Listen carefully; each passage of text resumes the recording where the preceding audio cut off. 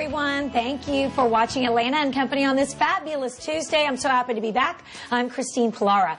We love it when our own Dr. Love stops by. Dr. David Woodsfellow is a clinical psychologist who specializes in helping couples save their marriages. Whether you're married, cohabitating, or just dating, he is about to tell us some do's and don'ts for men and women looking to keep their relationship alive and healthy. Welcome back. Thank you, Christine. Do you mind if I call you Dr. Love? I don't mind. And it's great to be back. It is so good to have you, and I want to dive right in because we have a lot to cover. So get your pens and papers out or your notes on your iPhone. All right, how can couples get evenings off to a great start? What are some simple do's and don'ts for starting an evening well when everybody gets home from work? Well, that's right. It's a good question. And starting an evening makes a big difference in that evening. And the first do is greet your spouse first. Don't greet the dog first. Right. And lots of people do. I know. That dog comes right up. I know. We have a dog too. My husband adores Ruby, and yeah, so I got to make sure he's watching this. But it's an easy thing. You know, you get caught up in the moment. But totally. And how about a kiss? Don't forget that. Yep. And make your spouse feel important to you. Don't ignore them. Don't get distracted. Don't stay on the phone. Yes, true. Make it a habit to get the evening off to a sweet note, sweet start, not a sour start. Right. Oh, excellent. I love those. How do we motivate our partner? There's so many of us that, you know, we're wanting somebody to do something and we're just thinking, how can I present this in a way that's really going to get them actually excited to do it? What are do's and don'ts? Very important question. And the big motivator is lots of compliments. Everybody should be very free with compliments, giving their partner tons of compliments. By contrast, very few complaints. Right. Lots more compliments than complaints. Next, if you want something, ask. Ask your partner for what you want.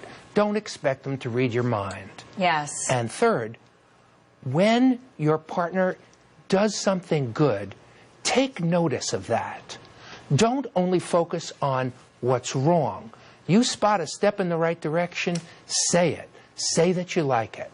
Don't focus on what's wrong. So important. And the compliments is the big thing. You know, I so appreciated you getting the girls' lunches ready for me. Do you mind? I got an early start. Will you do that again? Right. That kind of thing? Was that good? It would be perfect. Because I'm going to say that for tonight. Exactly. Is that all right? Would you do that again? And then as he starts doing it, you say, thank you.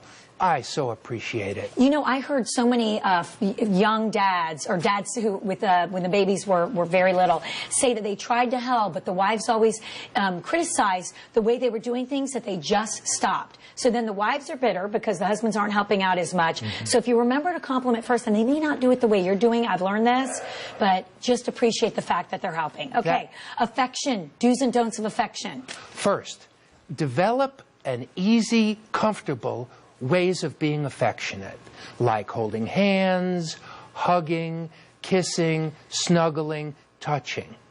Don't slip into the habit of never touching each other. Yes, so true. And do connect 4 times a day. Yeah. What do you mean by that? There are 4 special times of the day for connecting.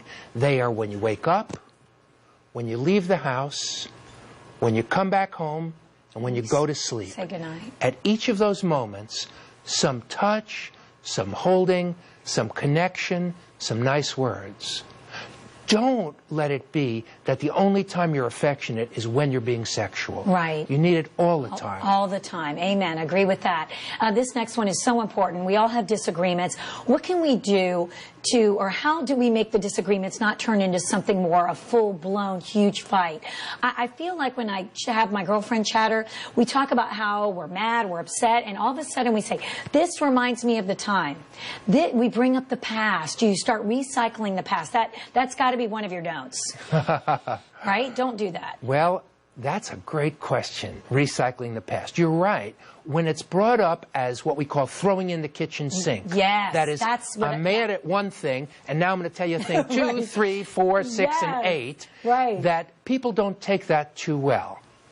On the other side, there are some things from the past that do need to be talked about sometimes, but they should be their own special conversation. Got it.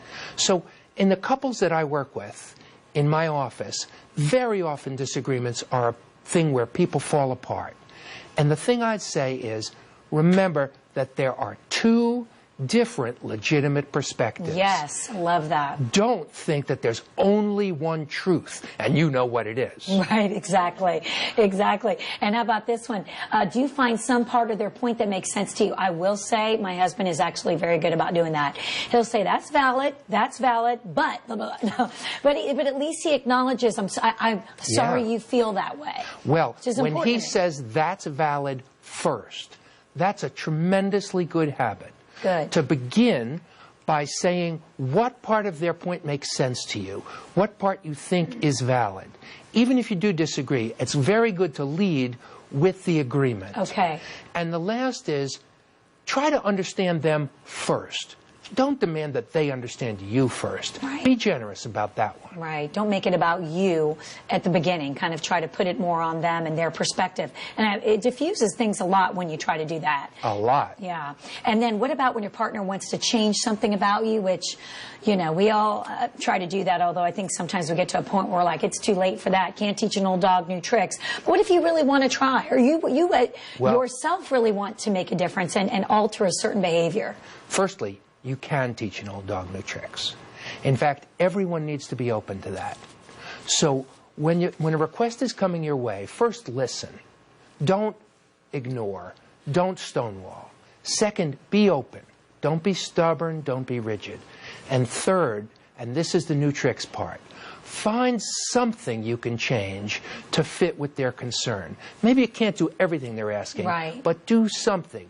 Don't take the stance of ain't doing nothing. Right. And last, I'd say, make it win-win. Don't make it win-lose. Right. Now, it's such great tips and advice. I know sometimes it's those small behaviors, like my husband will say, clean as you go when he's cleaning the kitchen. He says, I get distracted. I'm like, I'm trying to do stuff with the kids, but it's that one thing that lately, it's so small, and it may not even sound like a big deal to the viewers, but I'm like, that's a small behavior that is actually very doable, you know, that I know helps us get everything tidier, helps us put the kids to bed earlier and have our alone time. So there's a reason behind why he's asking for that. Absolutely. Right? Small, doable behaviors are actually the way people do make change. Right. That's what there is to ask for, and that's what there is to give. Can you change your stripes? No. But can you change small, doable behaviors? Yes. And if you do, you're going to come across as willing, as caring, as understanding, as respectful. All those are very big pluses. Doctor, one last thing. Do you abide by the philosophy of not going to bed angry? Don't let the sun set on your anger? Well, yes and no. I do think it's desirable, but if it's 11:30 at night, and we're angry, yes, and it would take 2 hours to resolve it. Good point. I think it's better to call a truce with the agreement to talk the next day. So I love that idea, but no, there are times to just truce. Yes, truce. I love that. Great tips and advice. I'm glad we got through it all. Thank you so much for your time. We love it when you come by. Thank you, Christine. I feel like I go home and I'm nicer to everybody. Thanks to you.